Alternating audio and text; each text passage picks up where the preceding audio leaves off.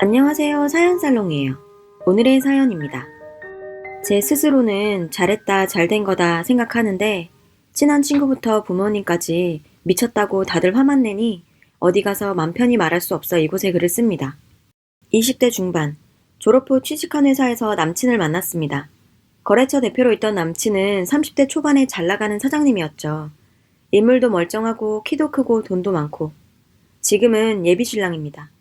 처음에는 그런 사람이 처음 제게 관심을 보이니 참 이해가 안 됐습니다. 주변 사람들도 저 사람이? 너를? 왜? 이런 반응이었고 여직원들 사이에선 꼬리친다고 재수없다였고 남직원들 사이에서는 우리가 모르는 다른 매력이 있냐면서 기분 나쁜 찔러보기식 대시가 들어왔습니다. 결국 1년을 못 버티고 퇴사했고 친구와 같이 쇼핑몰을 시작했어요. 그때까지도 남친은 계속 제게 호감을 표현하고 있었고 저는 부담스러워 거절하고 있었던 상황이었어요. 그러다 쇼핑몰 촬영이 있던 날 그 사람이 샌드위치와 커피 등을 사서 촬영 장소로 왔고 저희 모델을 하던 여자애가 남친에게 반했더군요. 그 당시엔 그 사람이 BMW를 타고 왔는데 차에서도 몇 컷 찍자며 오빠 오빠 하며 처음 본 사람에게 팔짱도 끼고 애교도 부리더라고요. 그 사람도 허허 하면서 받아주는 모습을 보니 제 기분이 이상해지는 거예요. 화도 나고. 이런 게 질투구나 해서 남친과 사귀기 시작했습니다. 솔직히 쇼핑몰 모델할 정도면 얼굴이나 몸매나 어느 정도 된다는 건데 그런 아이들 제쳐두고 제가 좋다는 남친이 사귀는 내내 이해되진 않았어요. 남친이 촬영장이나 사무실 올 때마다 다른 여직원이나 모델 알바들이 남친에게 관심을 보이며 들이댄 경우도 많았죠. 저런 사람이 왜 널? 이런 시선이 항상 따라다니는 것 같은 기분. 남친은 절대 아니라고 하지만 그 사람과 만나면 만날수록 제 자존감은 떨어져 갔어요.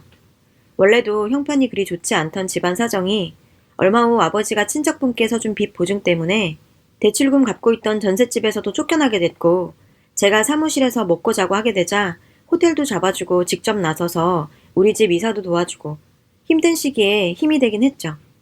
부모님도 남친을 알게 된 후로는 연애가 더 힘들어졌어요.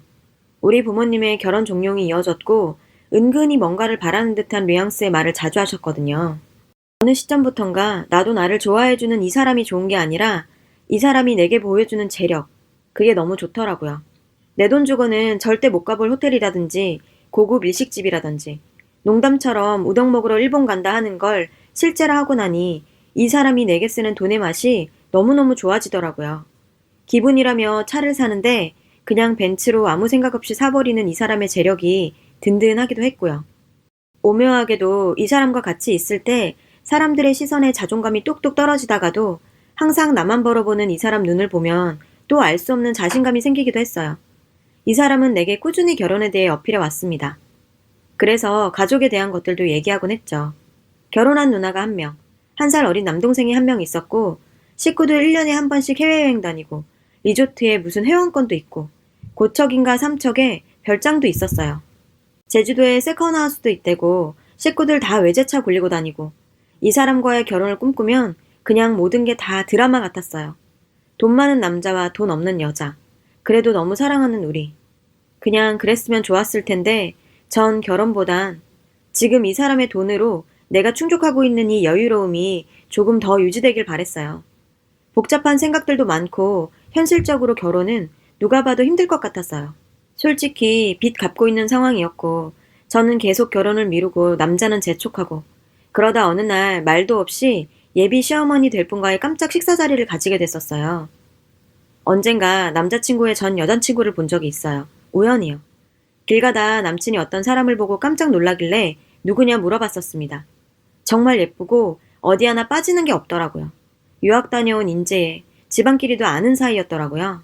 그런 여자가 전 여자친구였는데 어머님이 저를 예쁘게 봐주실까? 그런 생각이 들더라고요. 걱정과 달리 정말 너무 고상하고 나를 예쁘게 봐주셔서 나도 신데렐라가 될 수 있나? 하고 잠깐 꿈꿨어요. 왠지 모를 용기랄까? 제 돈 이래저래 끌어모으면 3천. 턱없이 부족하지만 결혼 준비 잘 해보자 마음먹고 있었어요. 그런데 남친이 자신이 5천을 주겠으니 내 돈인 것처럼 하고 결혼 준비하라는데 순간 기분이 묘하더라고요. 뭐라 표현할 수 없는 비참한 기분. 그래서 싫다. 돈이야 받을 수 있지만 내 돈인 척 할 수는 없다 하니 자길 봐서 그런 척 해달라고. 솔직히 부모님이 널 탐탁해하지 않는 건 사실이니 자기를 좀 도와달라면서요. 어머님이 탐탁해하지 않는다?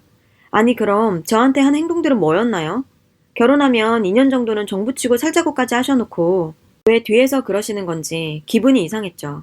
아, 이래서 시어머니라는 소리가 나오는 거구나. 시댁이 왜 시댁이겠어? 생각하면서 일단 눈 꼭 감고 결혼까지 가보기로 했습니다.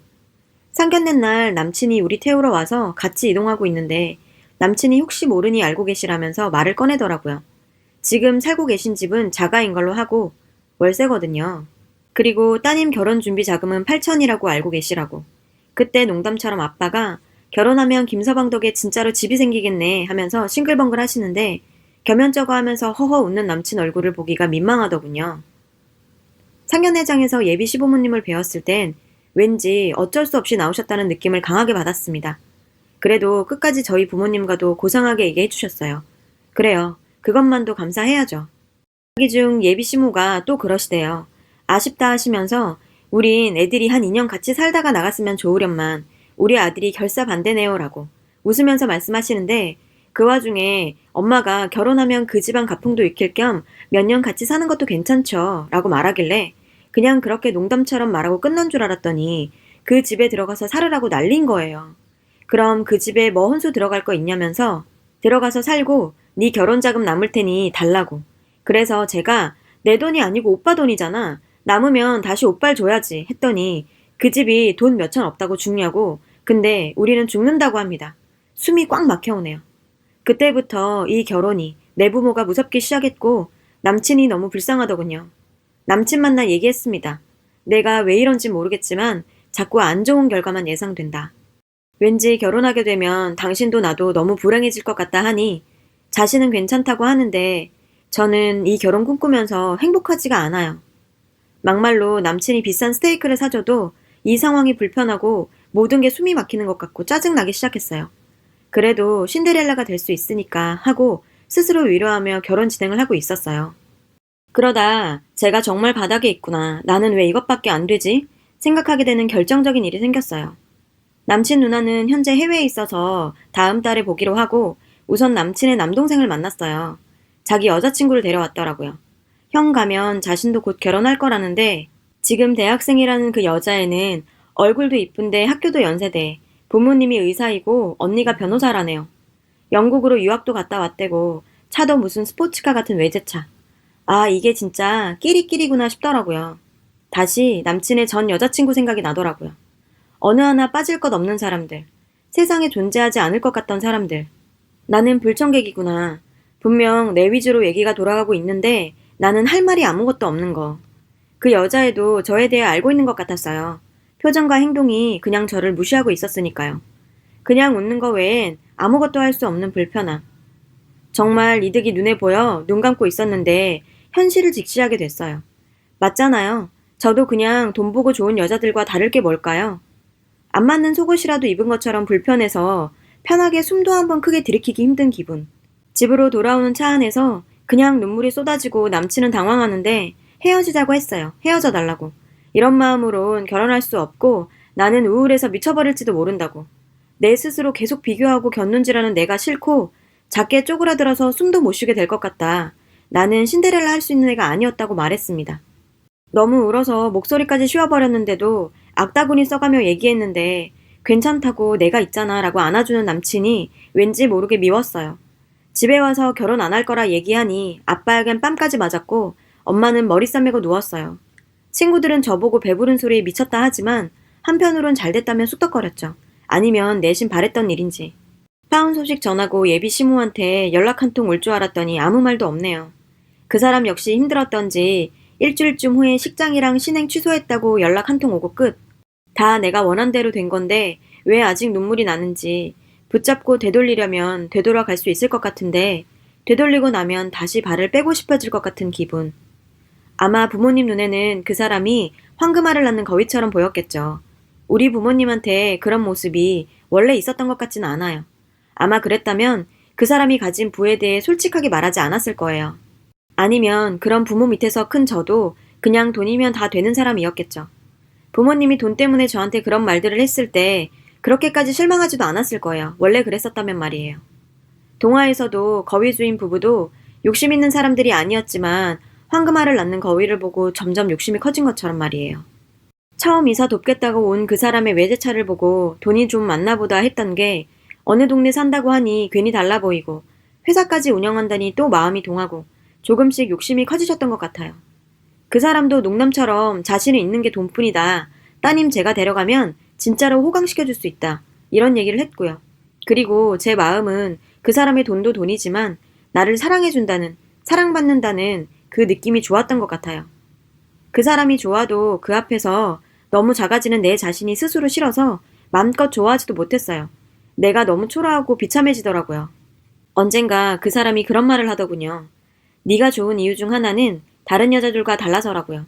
자신이 만났던 다른 여자들 중에는 자신의 집과 비슷한 수준도 있었고 아닌 사람도 있었다면서 근데 내 돈 바라는 건 똑같았고 시간이 지나니 가난했던 여자친구도 내 돈이 이미 자기 돈인 것 마냥 콧대만 높아졌다고.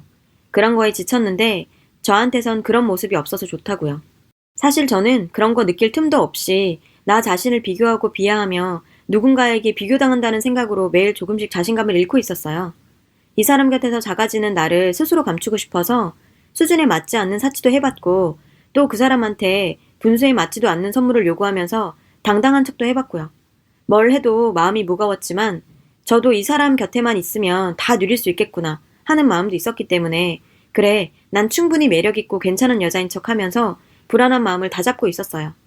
가끔은 그 사람이 돈이 많지 않았으면, 조금 못생겼으면, 키가 작았으면, 나쁜 남자 얘기라도 했으면 이런 생각하면서 그 사람이 조금 내려오길 바라는 제가 너무 한심했습니다. 누가 그러더라고요. 어떤 사람이 나보다 높이 있을 때 내가 그 사람 가까이 가려고 노력하는 것보다 그 사람한테 내려와 하는 게 더 빠르고 편하다고. 제가 그러고 있었나 봅니다. 그것도 사랑하는 사람한테요. 내겐 너무 완벽했던 그 사람이 저는 항상 두렵고 불안했습니다. 그러던 어느 날 남친 남동생 여자친구를 만나고 현실을 똑바로 보게 되면서 무너졌네요. 만일 그게 아니더라도 다음에 남친의 또 다른 가족이나 친구들을 만나면 또 무너지고 또 쭈그러들고 추스를 새 없이 그런 감정에 치여 사는 거에 바빴을 거라는 생각도 듭니다. 확신할 순 없지만 내가 다시 손 내밀면 그 사람은 잡아줄 것 같은데 내가 이런 자존감으로 그 사람이나 나나 모두 다 지치게 할까 무섭기도 하고요. 나 자신을 위해 잘한 거야. 그 사람을 위해 잘한 일이야. 그렇게 생각하려고 노력하고 있습니다. 전 부잣집에 시집갈 팔자는 안 되나 봐요. 그래서 이젠 바라지도 않으려고요. 아마 한동안은 찌질하게 그 사람이 어떤 사람 만날까 궁금해서 못 견디다가 막상 또 누구 만난다고 하면 와르르 무너질지 모르지만 송충이는 솔잎을 먹어야 한다고 저는 제 수준에 맞는 짝, 저도 당당하게 사랑할 수 있는 사람 만나는 게 진짜 행복이겠죠. 그렇게 믿을래요. 복잡한 심경에 두서없이 써서 제 마음이 잘 전달되지 않았을지도 모르겠지만 위로하는 말이 듣고 싶어 하염없이 쓴 글입니다. 글 읽어주셔서 감사합니다. 여러분, 사연 댓글에 응원과 현명한 조언 부탁드려요. 좋아요와 구독은 저에게 큰 힘이 됩니다. 오늘도 좋은 일 가득하세요.